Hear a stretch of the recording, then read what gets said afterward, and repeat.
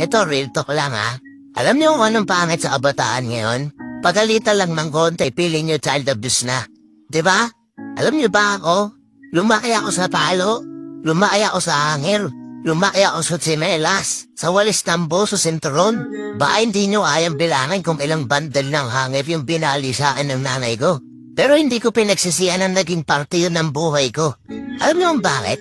Kasi kami yung tipo ng mga kabataan na lumaking disiplinado.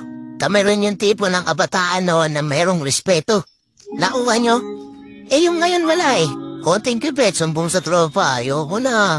Yung iba, pinapatolpo pa. Tapos yung iba, maglalayas, puta, alam mo, kaya na nilang mabuhay magkisa.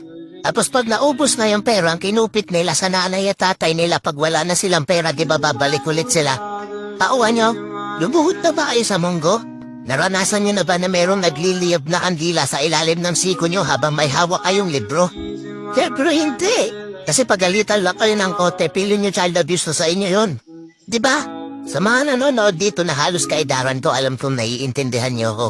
Na kaya tayo noon pinalaki sa palo para lumaki tayong disiplinado. At merong respeto. Kuha nyo? Pansinin nyo yung mga batang spoiled at binibigay lahat ng gusto, di ba lumalaki yung ulo? Ako yung tipo ng batang napakakulit noon. Hindi ako mapalagay noon hanggat hindi ako nakakapaglaro mula umaga hanggang hapon.